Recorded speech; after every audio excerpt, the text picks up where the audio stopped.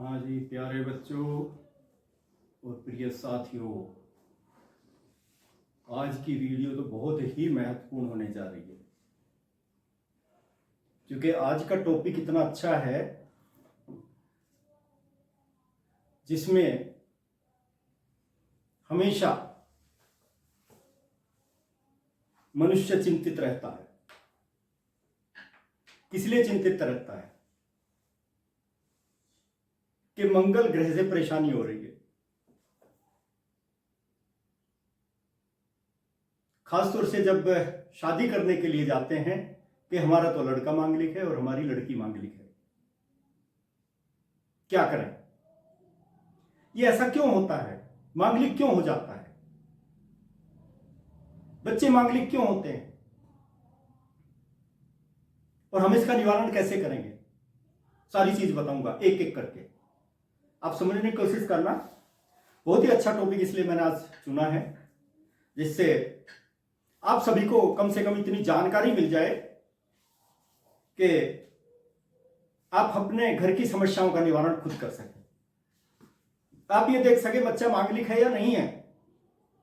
लेकिन मैं अपना टॉपिक प्रारंभ करने से पहले आपको बता देता हूं, क्योंकि मैं बहुत मेहनत करता हूं आप सभी को महत्वपूर्ण जानकारी देने के लिए, और ये केवल इसलिए कि हर मनुष्य को बेसिक जानकारी होनी चाहिए। मुझे जीवन कैसे जीना है, क्या ग्रह मुझे मेरे जीवन को प्रभावित कर रहे हैं। मैंने पहले भी बताते, इससे पहले वीडियोज में भी बताया था, हर प्राणी के ग्रह अच्छे नहीं होते, सभी ग्रह अच्छे नहीं होते और सभी खराब भी नहीं होते। कुछ अच्छे होते हैं, कुछ अशुभ फल देने वाले होते हैं, कुछ शुभ फल देने वाले होते हैं। और जब बच्चा पैदा होता है ना, उस समय जो ग्रह का योग होता है वही योग पूरी जिंदगी प्रभावित करता है। यही कारण है, क्योंकि मैं एक तो टीचर, कभी कभी मैथमेटिक्स पढ़ाता हूं और कभी कभी मैं समस्याओं का निवारण भी करता हूं। इसलिए टीचिंग एड भी लेकर के आया हूं आज में। मेरा टीचिंग एड ये रहा, देखो टीचिंग एड। मैं आप सभी को बता देता हूं मेरे टीचिंग एड में, क्योंकि सबसे पहले इसकी जानकारी देना बहुत जरूरी है। कुंडली में एक्चुअली हम मंगल की बात कर रहे हैं, तो मंगल को हम प्रारंभ करने से पहले मैं बता देता हूं मंगल कहां पे होना चाहिए। देखिए लग्न से स्टार्ट करते हैं, टॉप पर लग्न होता है। कालकर्म की जो कुंडलियां होती है ना, ध्यान रखना। अब यहाँ पे किसी के 9 मिलेगा, किसी के 8 मिलेगा, किसी के 4 मिलेगा, उसको छोड़ दीजिए। अब टॉप वाला देखिए लग्न को, वहां से मैंने 1 स्टार्ट किया, और बॉटम वाला क्या है 7, बस इतना याद रखना। और लेफ्ट साइड में क्या होगा 4, और उसके बाद 7 के बाद 8, ये भी 7 के राइट साइड में हो जाएगा। और फिर लग्न के राइट साइड में 12वां भाव होगा। 12 भाव होते हैं, 12 घर होते हैं, ग्रह तो 9 ही होते हैं ना, 9 ग्रह। और 9 में भी क्या होता है, सूर्य चंद्रमा मंगल, बृहस्पति शुक्र शनि, ठीक है, सूर्य चंद्रमा मंगल बुध बृहस्पति शुक्र और शनि, 7 ग्रह तो ये हो गए। और 2 छाया ग्रह होते हैं, राहु और केतु।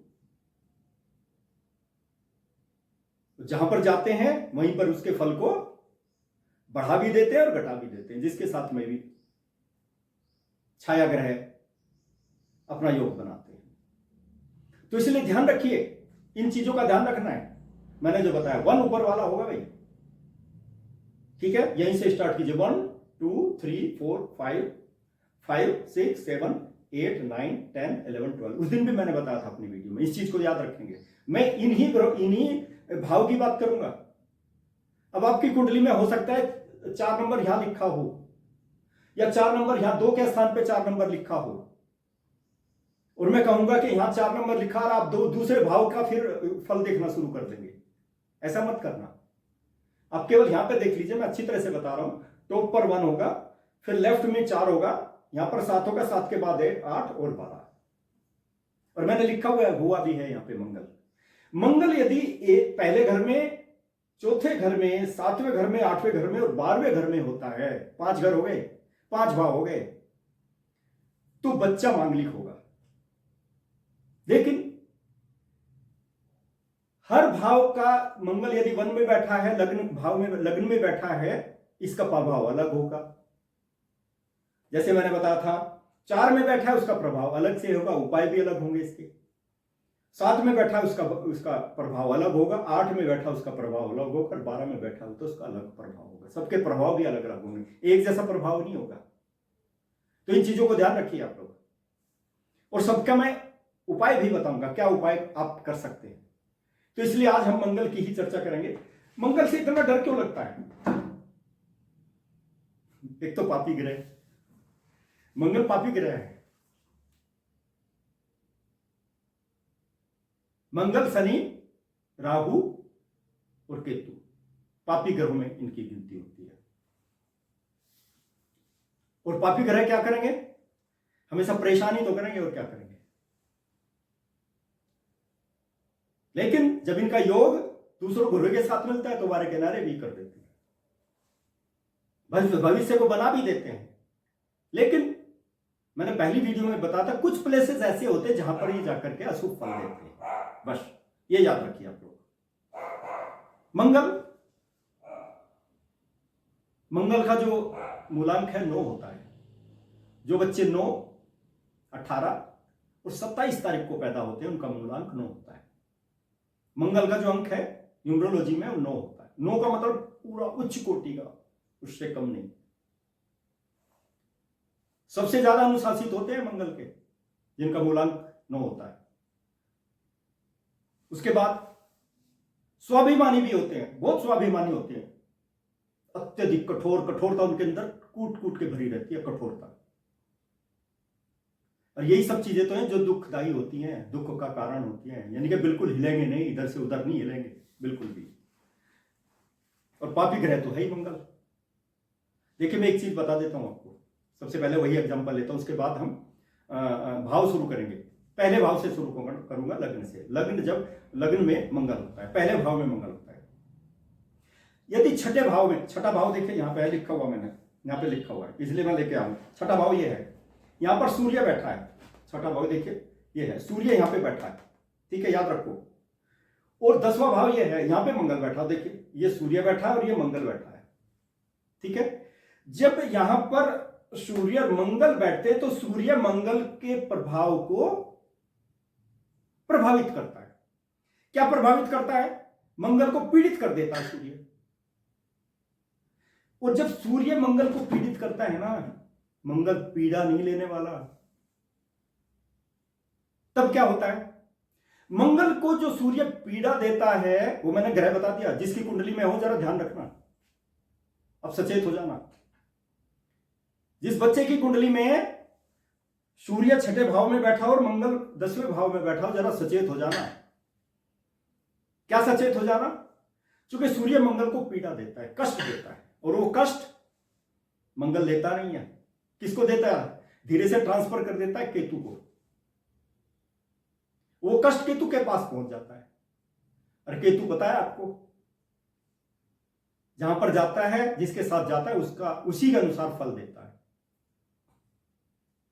जब केतु के पास वो कष्ट पहुंच जाएगा, केतु किसका कारक होता है? लड़के का कारक, लड़का या भतीजा, इसका कारक होता है।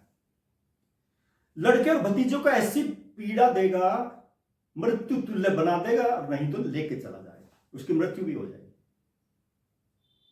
केतु ऐसा बना देगा।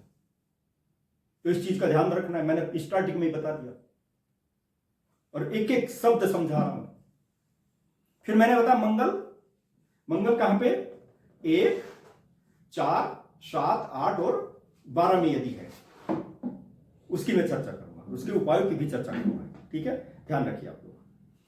मंगल 1 में है तो मैंने बताया था, मंगल मतलब पहला भाव 7वें भाव को 100% की दृष्टि से देखता है। यहां पे जो ग्रह बैठे होंगे 7वें भाव को 100% की दृष्टि से देखेंगे। और यहां पर यदि मंगल बैठा है 7वें घर में, 7वां घर किसका होता है?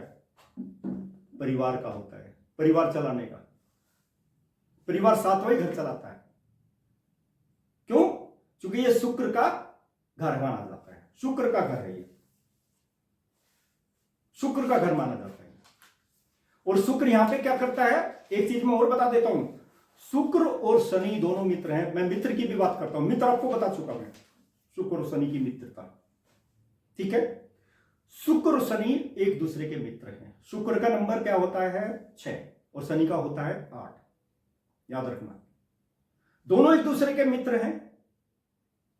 यदि वो 7वें घर में बैठ जाए, आपने सुना होगा कहते हुए, क्योंकि शुक्र तो मालिक है 7वें घर का, और शनि उसका मित्र है। जब शनि वहां पे बैठ जाता है 7वें घर में, भाई 2 मित्र मिलेंगे तो क्या करेंगे, वारे किनारे कर देंगे, बशर्ते लग्न में भी कोई फ्रेंड ग्रह बैठा हो, मित्र ग्रह बैठा हो, क्योंकि उसको 100% की दृष्टि से देख रहा। आपने सुना होगा कि शनि यदि 7वें घर में बैठा है, बड़ा अमीर पैसे वाला आदमी होगा और उसका परिवार बहुत अच्छी तरह से चलता है, क्योंकि शनि शुक्र को मदद करता है। तो इसलिए याद रखिए, सुख का भाव, ग्रस्त जीवन में परेशानी तो आती ही नहीं है, कोई परेशानी नहीं आती उसमें। लेकिन अब सुनिए, यदि मंगल 7वें घर में बैठ जाए जाकर के, मंगल 7वें घर में, तो मंगल तो परेशान करेगा ही करेगा। क्यों कब परेशान करेगा? क्योंकि इसका दुश्मन है, शत्रु है। शुक्र और शनि का शत्रु कौन है? मंगल। मैंने बताया ना, मित्रता करनी है तो मित्र ग्रह से कीजिए, फ्रेंडशिप बनानी है तो मित्र ग्रह से बनाइए। और यदि शत्रु से बना ली, यानी कि जिसका न्यूमरोलॉजी में जिसका अंक, जिसका जो जन्म होता है जिसको, उसकी बात कर रहा हूं मैं, 6 है, उसको मंगल के साथ में उसने मित्रता बना ली, तो भैया परेशानी होगी। तो इसलिए मंगल 7वें घर में क्या करता है, उसको 7वें घर को नष्ट करने की कोशिश करता है। नष्ट करने की कोशिश मतलब क्या करेगा, यानी कि ग्रस्त जीवन में डिस्टर्बेंस शुरू कर देता है। बोलते हैं ना मांगलिक है, 7वें घर में मंगल बैठा तो मांगलिक है, 7वें घर का मांगलिक है। प्रभाव तो अलग अलग होंगे, वो तो मैंने पहले ही बता दिया आपको। तो इसलिए हालांकि मंगल, मुझे पहले घर की पहले बात करनी थी, लेकिन मैंने, क्योंकि वो 7वें घर को भी देख रहा है, ठीक है, तो इसलिए दोनों की बात करूंगा मैं एक साथ, पहले घर की भी और 7वें घर की भी। जो 100% की दृष्टि से देख रहा है तो 100% प्रभाव होगा ही होगा। तो इसमें क्या होगा, ग्रस्त जीवन में परेशानी पैदा कर देगा मंगल, यदि एक में बैठा है। फिर क्या होगा, जो तलाक होते हैं ना, तलाक वगैरह, वो सब यही कराते हैं। विघटन जो पैदा करते हैं, ग्रह जीवन में परेशानियां जो आती हैं, सुख छीन लेता है, बुद्धि का तो खत्म कर देता है, बुद्धि बल को तो एकदम मंगल जला के राख कर देता है। और जिसके पहले घर में लग्न में मंगल बैठा है ना, तो उसके उपाय बता देता हूं, ध्यान रखना।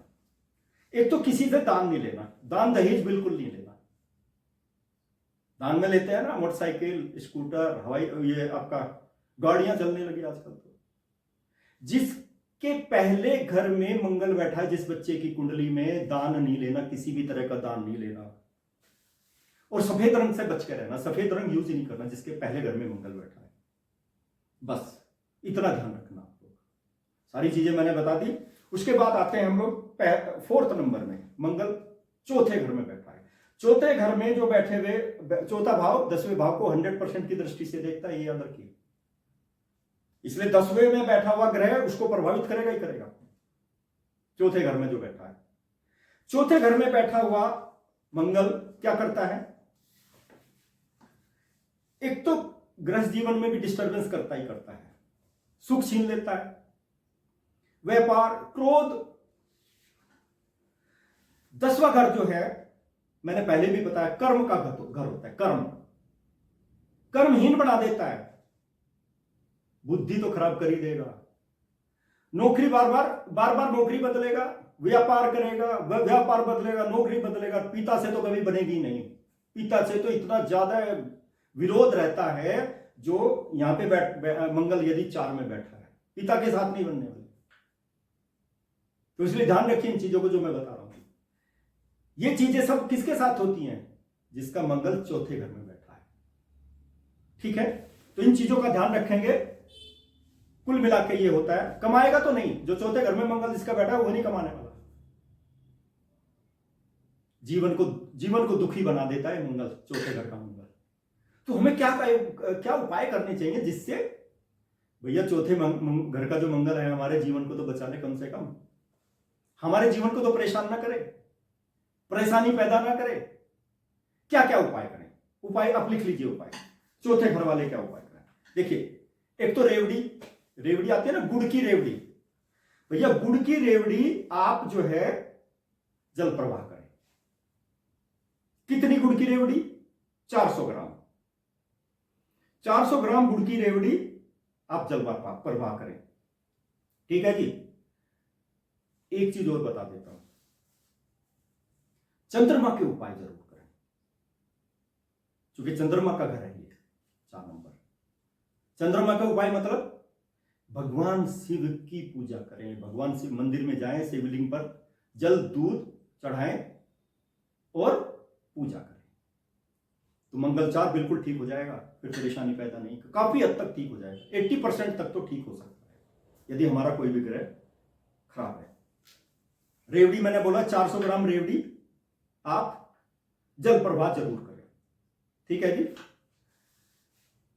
एक अंगहीन व्यक्ति से दूर रहें, बच के रहें। अंगहीन व्यक्ति का यदि साथ मिल गया ना आपको, तो कुछ तो खराब है ही और खराब हो जाएगा भैया, ये याद रखना। और एक और काम करेंगे, 3 धातु की अंगूठी बना लो। 3 धातु की अंगूठी बना करके आप पहन लीजिए। कौन कौन सी धातु? भाई 1-1 ग्राम की बना लो ना, 1 ग्राम सोना, 1 ग्राम चांदी, 1 ग्राम तांबा, 3 धातु की हो जाएगी। ठीक है भाई। और एक काम और करना, 400 ग्राम चावल दूध में धो करके 7 मंगलवार लगातार आपको जल प्रवाह करने पड़ेंगे। आपका जो मंगल दोष है बिल्कुल खत्म हो जाएगा। 80% तक तो आपको सफलता मिलेगी ही मिलेगी। 80% आपकी परेशानी दूर हो जाएगी यदि चौथे घर में मंगल बैठा है। मैंने उपाय भी बता दिए और क्या क्या परेशानी दे सकता है चौथे घर का मंगल, वो भी मैंने बता दिया, वो भी आपके साथ में डिस्कस कर दिया। अब आते हैं 7वें घर में। मैंने बताया ना, पहले घर के साथ साथ मैंने 7वें घर को भी बताया। 7वें घर में जो पहला घर 7वें को क्या देखता है? 100% की दृष्टि से देखता है। और 7वां घर ही तो ग्रस्त जीवन तो वहीं से चलता है ना, क्योंकि शुक्र मालिक है उस घर का, उस भाव का मालिक ही शुक्र है। और शुक्र और शनि दोनों मित्र हैं। यदि शनि बैठ जाए भैया, आपसे बड़ा अमीर कोई नहीं होने वाला। फिर इतने बड़े अमीर बन जाएंगे आप, लेकिन कर्म करना पड़ेगा। और क्या क्या करना पड़ेगा भैया? थोड़े से नियम कानून भी फॉलो करने पड़ेंगे। क्या क्या करना पड़ेगा देख लीजिए। 7वें घर में मंगल यदि बैठा सुख में, ग्रस्त जीवन में तो बहुत बड़ी भारी कमी आई जाएगी, क्योंकि मंगल वहां पे उसको परेशान करेगा। शुक्र का भी शत्रु है और शनि का भी शत्रु है। भाई शुक्र का शत्रु है तो मैंने पहले ही बता दिया, इसलिए जो मित्र ग्रह हैं उन्हीं के साथ में दोस्ती बनाओ ना। हर बार बता रहा हूं, हर वीडियो में बता रहा हूं आपको। आप समझने की कोशिश कीजिए और बार बार अब 2-4 बार चला के देखिए ना वीडियो को, अपने आप समझ में आ जाएगा आपके मैं क्या कह रहा हूं। और धीरे धीरे बता रहा हूं, एक एक चीज समझा के बता रहा हूं।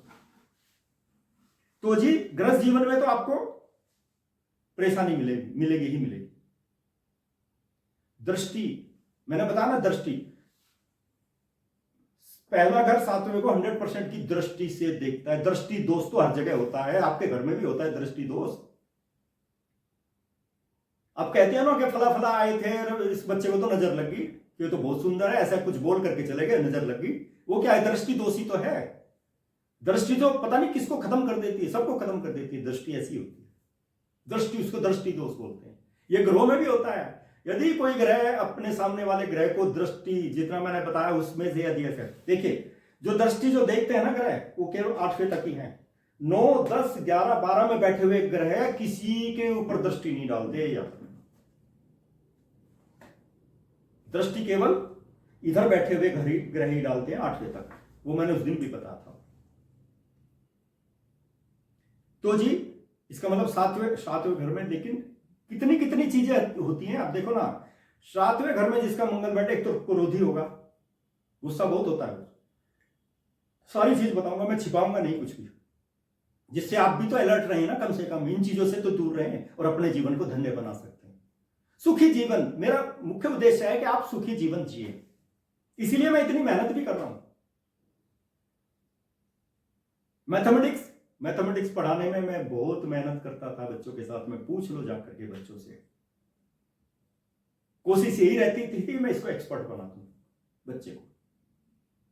आज मेरी कोशिश है बच्चों को मैथमेटिक्स में एक्सपर्ट बनाने के साथ साथ उसको मैं न्यूमरोलॉजी और एस्ट्रोलॉजी में भी, यदि एक्सपर्ट ना बना सकूं तो इतना तो बना ही दूं कि भाई जिससे वो अपना काम चला सके, कोई दिक्कत ना हो।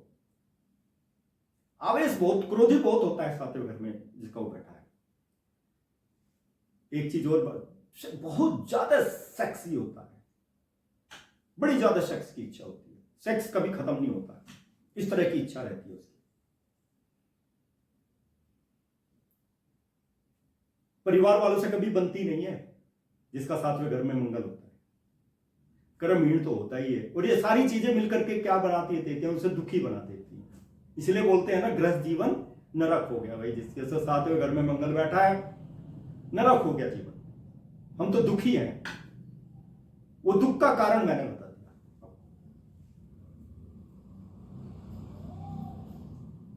इसलिए इन चीजों का ध्यान रखना है, क्योंकि समय पे मैं सारी चीजें डिस्क्लोज करता रहा हूं, सारी चीजें धीरे धीरे बता रहा हूं। मेरी वीडियो देखे ना आप, सारी चीजें समझ में आ जाएंगी। और सबके देखिए, आज तो मैं एक एक चीज ले रहा हूं और एक एक चीज का मैं उपाय भी बता रहा हूं, ठीक है जी। उसके बाद अच्छा, सातवें घर में जो मंगल बैठा है, इसका हम निवारण कैसे करें, क्या उपाय करें जिससे उसका मंगल शुभ फल देना शुरू कर दे। सबसे बेस्ट उपाय बता रहा हूं, 60 ईंटें लेना, 60 ईंटें होती है ना पकी हुई, सुबह 60 ईंटों की दीवार बना देना, चिन्ह देना, ऐसे ही बिना उसके सीमेंट के, कभी सीमेंट लगा के चिन्हना शुरू कर दो, नहीं, चिन्ह देना उनको 60 ईंटों को, और शाम को उसको गिरा देना। डेली आपको यही काम करना है, कितने दिन तक, 43 डेज तक आपको यही काम करना है। आपका सातवें घर का मंगल शुभ फल देना शुरू कर देगा। फिर देखना आप अपना जीवन कैसे चलता है। छोटे छोटे उपाय बताऊंगा, कुछ उपाय बता देता हूं, 2-4 उपाय बता देता हूं, जो आपकी इच्छा हो, जो आपकी समझ में आए, जो आपको आसान लगे उसको कर लेना। ये तो जरूर करना ही, क्योंकि शनि, मैंने बताया था सातवें घर वाले को शनि को स्ट्रॉन्ग बनाना बहुत जरूरी है। शनि चूंकि शुक्र का साथ देता है, शनि और शुक्र दोनों मिल गए तो वारे किनारे कर देंगे आपको। ये शनि का उपाय है। तो शनि को तो शक्तिशाली बनाना पड़ेगा आपको। जिसके सातवें घर में मंगल बैठा है उस शनि को स्ट्रॉन्ग बनाए। एक ऐसी बेल कभी घर में नहीं लगानी, मतलब बेल जो फैलती जाती है, अपने घर में नहीं लगानी। बेल फैलने वाली चीज नहीं लगानी, बिल्कुल चढ़ती हुई बेल, ठीक है जी। एक चीज और बता रहा हूं, बहन और बुआ, कपड़े नहीं देने उनको, मिठाई खिलाओ छुट्टी की उनको, ठीक है, हो सके तो। दूसरे से दिलवा दो, तुम मत दो, अपनी पत्नी से दिलवा दो ना। मान लिया बहन आई है, पत्नी को बोलो भाई तुम कपड़ा लत्ता जो भी देना दो, तुम मिठाई खिला दो, सबको मिठाई दो, मिठाई बांटो उनको। देखो कितना तुम्हें भी अच्छा लगेगा, बहन को भी अच्छा लगेगा, क्योंकि बहन को तो कभी खाली हाथ घर से नहीं जाने देना चाहिए, नहीं तो बुध ग्रह खराब हो जाएगा। बुध तुम्हारा अशुभ फल देना शुरू कर देगा। तो बहन को तो घर से जब भी आए खुश करके भेजना चाहिए। एक सबसे अच्छी चीज बता रहा हूं, चांदी के ठोस गोली लेना, उसको हमेशा अपनी पॉकेट में रखो जिनका मंगल सातवें घर में बैठा है। चांदी की गोली ज्यादा महंगी नहीं आती, ठीक है जी। और सबसे अच्छी चीज है, मैंने बताया सातवें घर का जो आदमी होता है, चरित्र का तो लूज हो ही जाता है भैया। चरित्र अपना ठीक रखो, सारे उपाय हो जाएंगे। चरित्र ठीक रखना है, तो ये चीजें सातवें घर वाले को फॉलो करनी पड़ेगी, ठीक है जी। अब हम आते हैं 8वें घर में। 8वां घर तो मृत्यु का घर होता है, यानी कि सबसे ज्यादा स्ट्रॉन्ग जो मांगलिक माना जाता है वो 8वें घर वाला माना जाता है, सबसे ज्यादा स्ट्रॉन्ग। पहला, चौथा, 7वां, 12वां इतना परेशान नहीं करेगा जितना 8वां घर परेशान करेगा। और लेडीज के केस में थोड़ा बहुत कम भी हो जाता है, जेंट्स के केस में तो जेंट्स को तो वो तबाह करके रख देता है 8वें घर। भैया बच के रहना है जिसके 8वें घर में मंगल बैठा है। एक तो धारदार हथियार, बंदूक फंदूक अपने घर में नहीं रखनी, बिल्कुल धारदार हथियार भी नहीं रखना। ये चीजें परेशान करने वाली है 8वें घर वाले, जिसका 8वें घर में मंगल हो। क्योंकि 8वां भाव फिर मैंने उस दिन भी बताया था आपको, इससे मैं पहली वीडियो में बताया, 8वां भाव वक्री दृष्टि से दूसरे भाव को, धन भाव देख लीजिए, धन भाव को भी किस में देखता है वो, 100% की दृष्टि से देख। और दृष्टि दोष मैंने बता दिया, अभी भी बताया, दृष्टि तो पता नहीं सबको खत्म कर देती है, और वो 100% की दृष्टि से देख रहा है, यानी कि वहां बैठे हुए ग्रह को तो बिल्कुल नष्ट कर देगा वो, यानी कि सुख फल देने ही नहीं देगा उसको। ठीक है जी। तो इसलिए 8वें घर वाले जरा ध्यान रखें, आलसी तो होंगे ही होंगे। मान लिया किसी बच्चे के घर 8वें घर में ये बैठा, उसके पिताजी की भी आयु कम हो जाती है, फादर की आयु कम हो जाती है। ठीक है। पति पत्नी में तो मधुरता रहती ही नहीं है, 8वें घर वाले में मधुरता नहीं रहती है। जीवन मान लिया किसी का है भी तो जीवन चलाते रहो, लेकिन मधुरता नहीं बनी रहेगी। भाई तो उसको नकारा मानते हैं कि निकम्मा है, कोई काम नहीं करता, नकारा एकदम। समाज में मान सम्मान तो पूछिए ही मत, खत्म हो जाता है मान सम्मान ऐसे आदमी का। मित्र भी साथ छोड़ करके चले जाते हैं।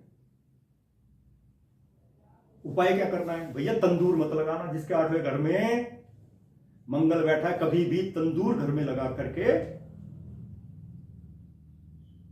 कोई भी आइटम नहीं बनाना है। तंदूर तो रखना ही नहीं है घर में। और मान लिया कोई फंक्शन भी हो ना भैया, तंदूर कहीं बाहर लगा लो, लेकिन घर में मत लगाना, अपने घर घेर में मत लगाना, याद रखना। नहीं तो भैया ऐसा परेशान करेगा, पानी भी नहीं मांगने देगा, सब कुछ सुखा देगा। ठीक है। और क्या उपाय किए जा सकते हैं? मैं और उपाय बता रहा हूं। 8वें घर चूंकि बहुत ज्यादा शक्तिशाली होता है, सबसे ज्यादा दुख देने वाला 8वां घर होता है। बाकी तो जो मांगलिक होती है बाकी घर के, वो सब उससे नीचे ही होते हैं, सबसे ज्यादा स्ट्रॉन्ग वही होता है। देखो एक चीज बता देता हूं, एक चीज याद रखना। 8वें घर में यदि मंगल बैठा और बुध बैठा है 6ठे घर में, नोट कर लीजिए आप, आपकी कुंडली में यदि हो तो, बुध 6ठे घर में हो तो मां की मृत्यु बचपन में ही हो जाती है। क्या बताया मैंने? 8वें घर में मंगल बैठा और बुध बैठा हो 6ठे घर में, मां की जो मृत्यु है बहुत हद तक चांसेस हैं बचपन में ही चली जाएगी, छोड़ करके बच्चे को। एक तो मैंने उपाय क्या बताया मैंने? तंदूर अपने घर में नहीं लगाना है। दूसरी बात, कुत्ते जो होते हैं ना, कुत्तों को मीठी रोटी खिलाओ आप, कहीं से भी बनवा के ले आओ मीठी रोटी और उन्हें कुत्तों को खिलाओ। एक 3 धातु का छल्ला मैंने बताया था, 3 धातु का छल्ला जरूर पहनिए आप। 1 ग्राम सोना, 1 ग्राम चांदी और 1 ग्राम तांबा। और एक मैंने चौथे घर में बताया था 800 ग्राम गुड़ आप जल प्रवाह करें। गुड़ की रेवड़ी 800 ग्राम जल प्रवाह करें। भैया आप कहोगे 800 ग्राम रेवड़ी, तो यार इन्होंने तो बहुत महंगा उपाय बता दिया। भैया पैसे वाले जो होते हैं तो कितना भी बड़ा उपाय कर सकते हैं, और जिसके पास मंगल 8वें घर में बैठा है, पैसे भी नहीं है बेचारे के पास में, तो छोटे छोटे उपाय कर लो ना, छोटे छोटे उपाय कर लीजिए। ये 3 धातु का छल्ला तो पहन ही सको आप, उसको पहन लेना। और नहीं जो कर सकते हैं तो 800 ग्राम गुड़ की रेवड़ी आप जल प्रवाह करें, और ज्यादा कर सकते तो 8 किलो कर देना, पैसे वाले हो। लेकिन भैया सबसे अच्छी चीज बता रहा हूं, जो विधवा होती है ना, विधवा, उसका आशीर्वाद आप जरूर लेना। विधवा का आशीर्वाद जरूर लो, जिनके 8वें घर में मंगल बैठा है, सारे के सारा दोष दूर कर देगा विधवा का आशीर्वाद लेते रहे। ये उपाय आप करेंगे तो मैं समझता हूं आपकी सारी परेशानी दूर हो जाएगी। और मंगल, आपको पता भी नहीं चलेगा मेरे 8वें घर में मंगल बैठा है। मंगल फिर परेशान नहीं करेगा। वैसे ज्यादातर माना जाता है, हमारे जो ऋषि मुनि विद्वान लोग जो बोलते हैं 28 साल तक ही ज्यादा मांगलिक दोष का प्रभाव रहता है, उसके बाद धीरे धीरे वो कम होता चला जाता है, ऐसी भी मान्यता है। चलिए भाई, 12वां भाव तो हमारा ये है ना ऊपर, यहां पर यदि मंगल बैठा है तब क्या करें? 12वें घर में मंगल बैठा है तो भैया बार बार अपमानित होना पड़ता है जिसके 12वें घर में मंगल बैठा है। निराशा, जीवन से निराशा हो जाती है, क्रोध बहुत, जब निराशा होगी तो क्रोध आएगा ही। मान लिया कोई हमको अपमानित कर रहा है और हम उसको सहन कर रहे हैं, तो क्या होगा भाई? निराशा भी होगी, गुस्सा भी आएगा और हम कुछ बोल नहीं सकते। तो क्या करें? मित्र है वो भी ऐसे समय पे मित्र साथ छोड़ देते हैं। आपने देखा होगा कभी कभी मित्र फंसा कर साथ जाते हैं, निकल करके अकेला पिटता है बेचारा। ये सब चीजें कौन देता है? 12वें घर का मंगल देता है। पति पत्नी में तो हमेशा निरंतर अविश्वास ही रहता है, एक दूसरे के ऊपर विश्वास ही करना छोड़ देते हैं। बहुत विरोध होता है उनका, बहुत विरोधी होते हैं। क्यों? क्योंकि मंगल नीच होते यहां पर। भैया 12वें घर में ना यदि मंगल बैठा है तो बच्चा पैदा होगा, मंगल का अशुभ प्रभाव बता रहा हूं, बच्चा पैदा होगा पर पैदा होते ही मर जाएगा। बताओ क्या करो? ये समझ लो कि 12वें घर में मंगल बैठा है। उपाय क्या करना है 12वें घर वाले? ये मैं उपाय बता देता हूं, उपाय लिख लीजिए आप लोग, क्योंकि याद नहीं रहेंगे। हालांकि वीडियो आपके पास रहेगी तो पता नहीं कब तक आप, मैंने पहले बता दिया, पहली बार वीडियो देखेंगे तो हो सकता है थोड़ा थोड़ा समझ में आएगा। जब मैं मैथमेटिक्स के क्वेश्चन बताता हूं ना तो बच्चे लिख लेते हैं उसको, कुछ समझ में आता है कुछ नहीं आता। दोबारा से फिर कुछ दिन के बाद प्रैक्टिस करेंगे, पूरे साल प्रैक्टिस करते रहते हैं तब जाके वो माइंड के अंदर फिक्स होता है। इसलिए मैं बताता हूं practice makes a man perfect, without practice nothing can be done. अरे भैया हम तो नेचुरल प्राणी है, नेचर ने हमको जो दिया है, ग्रह का प्रभाव भी हमारे ऊपर रहता है, सब चारों तरफ से प्रभाव ही तो रहता है हमारे ऊपर। तो इसलिए इन चीजों को ध्यान रखना प्यारे बच्चों और मेरे प्यारे साथियों। तो मैंने इसीलिए ये इतना इंपॉर्टेंट टॉपिक आज का सेलेक्ट किया, क्योंकि इसकी बहुत परेशानी आती है। मैं कुंडली बनाता था, वहां भी मांग लिख दो उसे कि सर क्या करें, ये मांगलिक है वो मांगलिक है, इसलिए मैंने क्लियर कट बता दिया आपको। और बाकी कहीं भी मंगल बैठा, घबराने की आवश्यकता नहीं है। काल कर्म कुंडली में तो लिख ही देते हैं अल्प मांगलिक दोष, ये दोष वो दोष। अब इनका निवारण करते रहिए, छोटे मोटे उपाय करते रहिए, देखिए कितना बढ़िया होगा। 12वें घर में यदि बैठा है तो वो मैंने आपको बता दिया क्या क्या उसमें वो कर सकता है। ऐसे आदमी को, ऐसे प्राणी को सुबह थोड़ा सा शहद जरूर खाना चाहिए। और क्या करना चाहिए?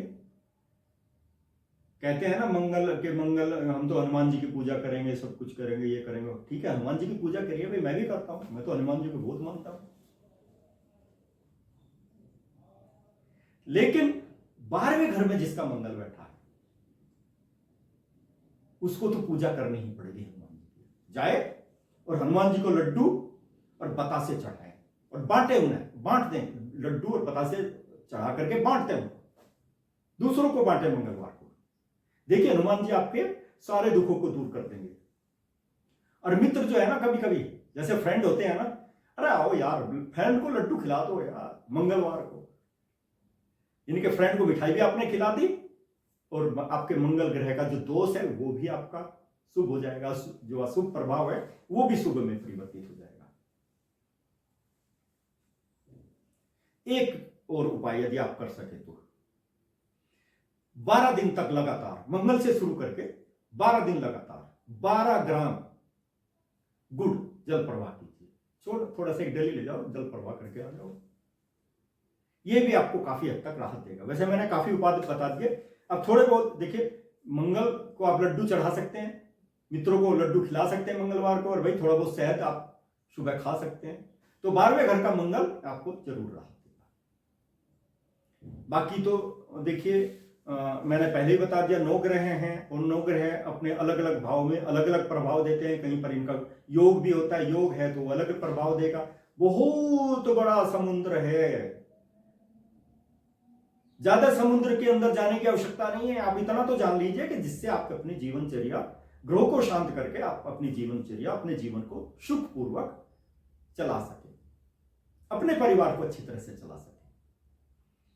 और बाकी तो मैं कहता ही हूं कि आपके घर में ही इतने ज्यादा उपाय होते हैं कि आप सभी ग्रहों को शांत कर सकते हैं। घर में एक दीपक जरूर चलाना चाहिए आपको, घी का, जो मैंने पहले भी बताया। हमारे गुरु जी बताते हैं कि, हालांकि उसका भी डिटेल में आपको बताऊंगा, कि घर में दीपक जलने से 9 के 9 ग्रह शांत हो जाते हैं।